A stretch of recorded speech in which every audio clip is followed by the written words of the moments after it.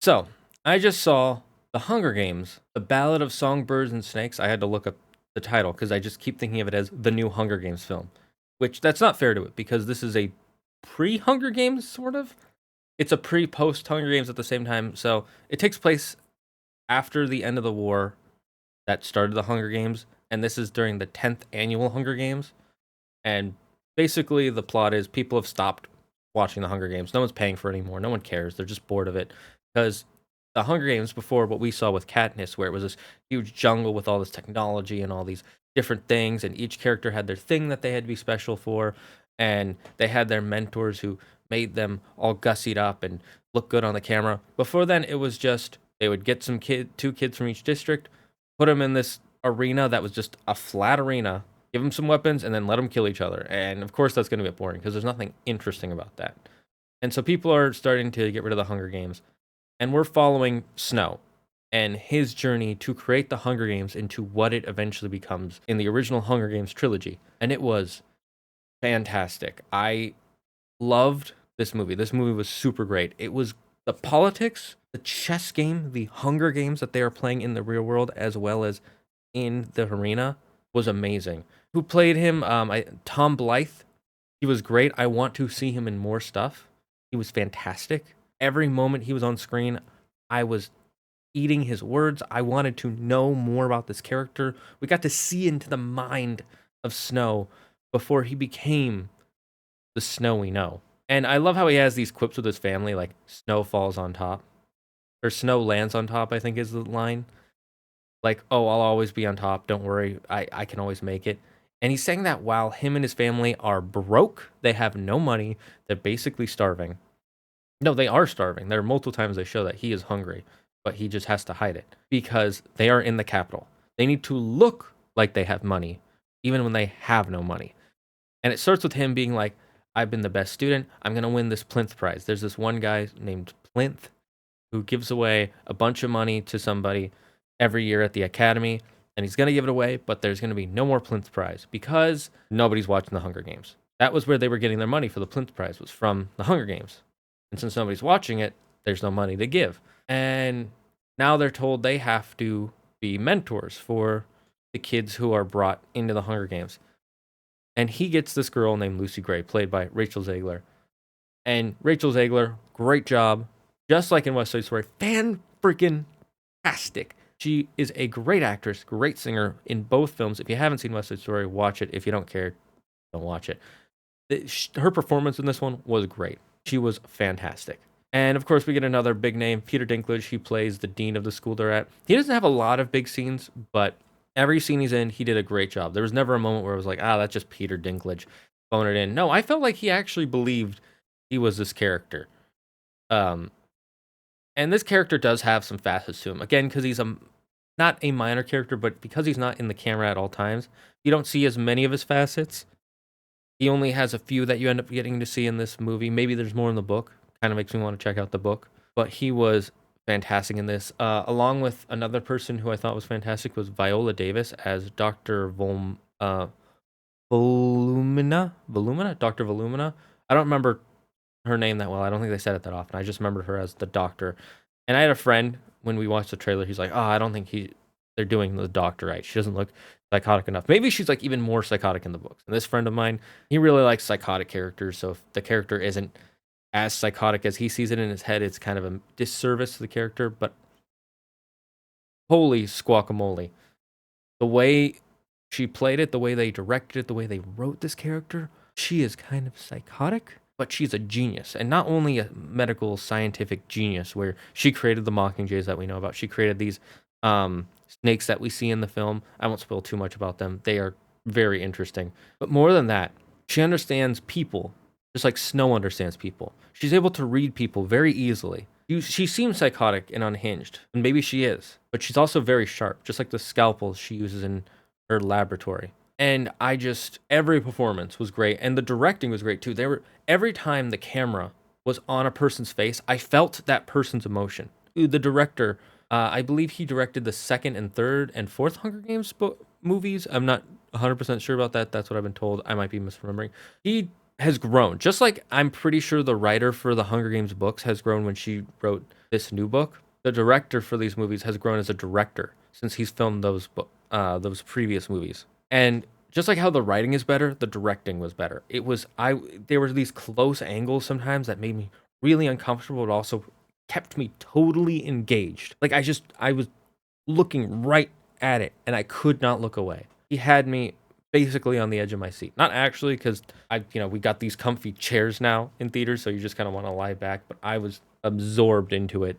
It was done so well. This was like Game of Thrones level writing that and directing that I loved. It was so great seeing each of the pieces of this Hunger Games moving in the capital, the characters who are for it, the characters who are against it, why some characters are for it, why some characters are against it, why the whole nation is or isn't against it, how we're going to pull people in, how we're going to get people out.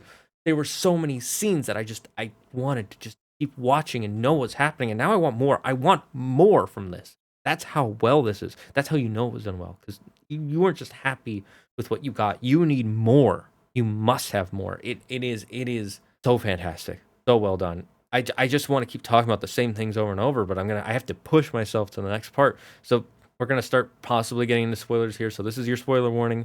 If you haven't seen it already and you don't want to be spoiled by anything, leave, get out of here. I don't want to see you.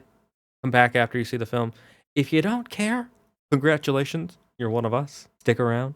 So, anyways, this movie, it follows the 10th Hunger Games after people don't want to watch anymore after the war. We find out Snow was alive during the war. He was a young boy. He was starving then. He's starving now. His family has no money. And he was hoping to get this special prize. He was hoping to get this prize called the Plinth Prize. So that way he could have enough money to go to university and then maybe get into politics or something and then have money to support his family. But at the last minute, they're like, no Plinth Prize because no one's watching the Hunger Games. Instead, what you guys have to do, the top 24 students, you have to go with the 24 people we pick for the Hunger Games, and you have to mentor them to make them more entertaining so more people watch the Hunger Games, to make more money for it. And there's this dean of the school, again, played by Peter Dinklage, who hates Snow. Just hates him. We don't know why until the end. I had a feeling this might be why, but I didn't figure it out completely. I had a couple thoughts, and then when they told us, like, oh, okay, so that's what it was. And so he has to mentor this girl named Lucy Gray, who's this great singer. She's beautiful. Everybody's already captivated by her as soon as she shows up. Part of it is that he went into the truck with her where they were capturing them, and it shows how different the Hunger Games were treated then as they are later in the series. Later in the series, it's this big event. They're given all this food when they get to the capital. They're treated nicely. They want to make sure they're healthy so they can fight in the Hunger Games. And it's because the Hunger Games were a lot longer later. They were a few days, several days of Hunger Games. And the way they did it was they kept the people alive so they kept them fed and healthy so they could fight and survive for longer, making it more entertaining. Whereas before it was just bring them in, treat them like trash. They literally put them in a zoo at one point. This tiny little zoo, and they even call it a zoo.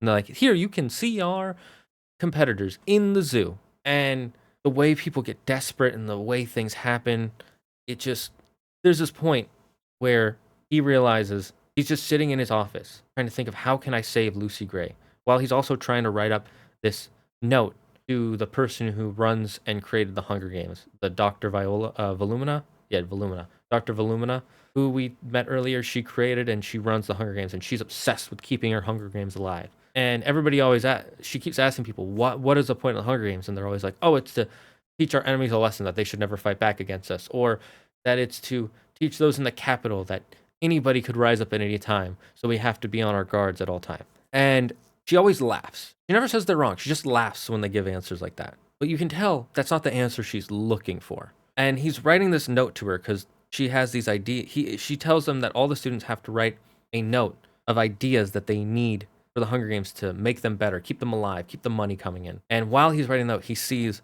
a rat dying of rat poisoning. And so what he does is he puts some rat poisoning in a compact, gives it to his person, Lucy Gray, and he says, use this when you need it. Do not touch it. Do not breathe it in. Even tiny amounts can be dangerous. And it just shows his ingenuity and his quick-witted thinking. Just bam, bam, bam. Just in the middle of doing something, sees a thing, connects it, uses it. and how quickly he's able to just put things together and use them for his own ends. And at first, he's only doing these things because he needs the money. He needs this money so he can go to university, so he can get a good job, so he can feed his family. And then he meets this girl who he falls in love with, and now he has these 2 reasons why he has to get her to win the Hunger Games. He has to get her to win. And there's this part right before the Hunger Games when he has the note, and they saw this terrible thing happen, and his partner, this girl another girl, a small minor character who doesn't show up very much in the film, but the way they did her so well, she stuck in my mind. She kept every time they were given a new assignment in class. She's like, "But me and Snow, we work together. We're lab partners. Do we have to do this together? Do we have to do this together?" Clearly showing that she doesn't do a lot of her work herself. That Snow does a lot of the work, and she takes credit. So they're going up to the professor's lab. She's like, "I can't. Do they really think that we needed to write a proposal last night after everything that happened?" He goes, "I wrote one already." "You did? Okay, give me the cliff notes, right?" And he does. And then she's like, "I saw the proposal that the 2 of you worked on together." She's like, "Yes, the proposal where I came up with this idea and this idea." And he's like, he looks at her and he says her name like, "Excuse me, no, that was my stuff." And she's like, and the professor, Dr. Volumina, is like, "Is that true?" Well, you see my pretties, my new invention. And they're these rainbow-colored snakes. They're perfectly harmless if they know you. If you feed them, you take care of them, they're used to your scent. They won't bite you. And of course, unfortunately, my assistant thought that was trash, that letter, and put it in their cage. So, if you truly did write it, they would be used to your scent by now and they won't attack you. So, go reach in. It was your sweaty hands on the page, right? Like, she says these different little lines to lead her into this trap, and she goes in to reach it, and the snake spider, she falls off, and she's injured, and they give her some sort of antidote. And Snow says to the professor, "Is she going to die?" And he goes, "I don't know." One of the beautiful things about science is you get the discovery of finding out. And let's not tell her mother that how she came up with the flu. And it's just like the way she played each of them step by step in using their own egos against them, their own desires, their own drive, all this whole time. And then it's so like, she was great. She was fantastically creepy and intelligent. And the way Snow uses other people's foolishness for his own ambition, they are so alike by the end of this film. And when he tells her at the end of the film what he finds out the reason for the Hunger Games is, and she goes, "Yes, that's right." She doesn't say that, but she does with some body language say, "Yeah, that's the right answer." When they say what that is, I'm like, oh, that explains why he was so driven later in the series, why he was so obsessed with the Hunger Games, because it was so important. And I want to see more of these films. I want to see Tom Blythe in more stuff. Viola Davis, you did a great job. Peter Dinklage, you did a great job. Rachel Zegler, you did a great job. Everyone, I would list off the whole cast if I could. They all did such a great job. I want to see more films in this world. They don't have to be these characters, but I'd like to see more of the politics of how things built out this way and how we got to the Hunger Games. And I almost kind of want to see a world after the Hunger Games, because we know it's not just going to go all happy hunky-dory, but at the same time, I don't want to. I'm glad where Hunger Games ended. I think that was the perfect place for it to end. You go any further than that, you get rid of the point of the original Hunger Games series. So maybe I should just end this video here, because now I'm rambling. I'm just saying random thoughts. Again, this film was fantastic. If you didn't see it, go see it. If you like the Hunger Games, you'll love this. I think this is the best Hunger Games film yet, and I can't stop thinking about it. Anyways, thanks for watching. If you enjoyed it, click that like button. If not, that's fine. We'll see you in another video. And remember, don't believe in yourself. Believe in me, who believes in you. Bye-bye.